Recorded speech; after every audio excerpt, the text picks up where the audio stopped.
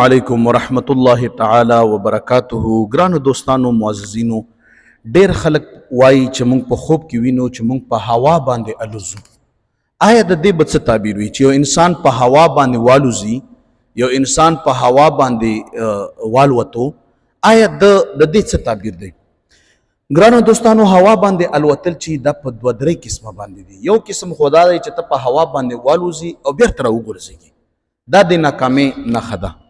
دا د تا د پاره ښه نه دی، نیک شګون نه دی. دې کې تا نقصان بیا موتی شي، کاروباري او عقایدي او نور هر هغه څیز چې هغې د وجې نه تا ته نقصان په هغې باندې رسیږي. دا د هغې یو قسم لا تعبیر دی.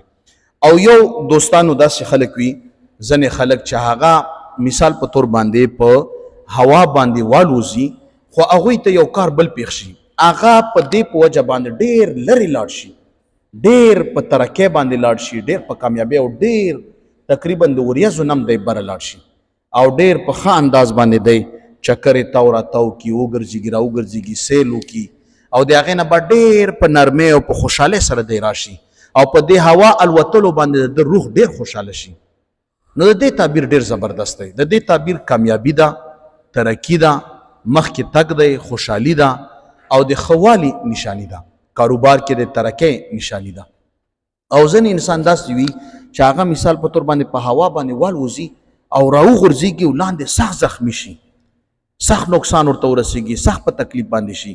د داسې ملګرو لپاره د خوب تعبیر داسې دی چې دا ملګری به ډېر غټ نقصان بیاموزي.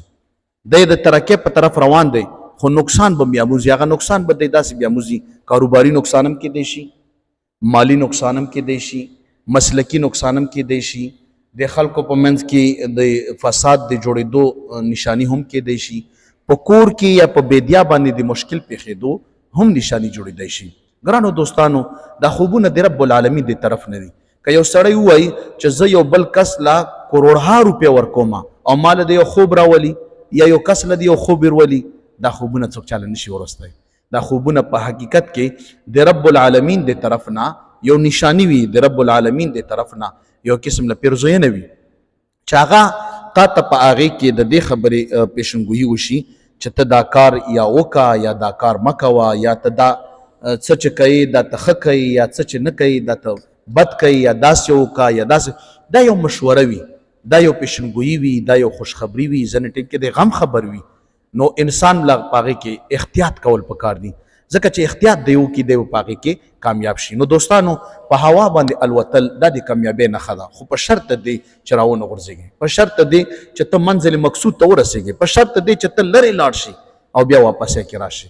دوستانو، دا د خوب تعبیرو چې تاسو ته ذکر شو. رب العالمین مو ډېر خوشحاله که چې په هر ځای کې وي الله مو کامیاب لره. جزاکم الله.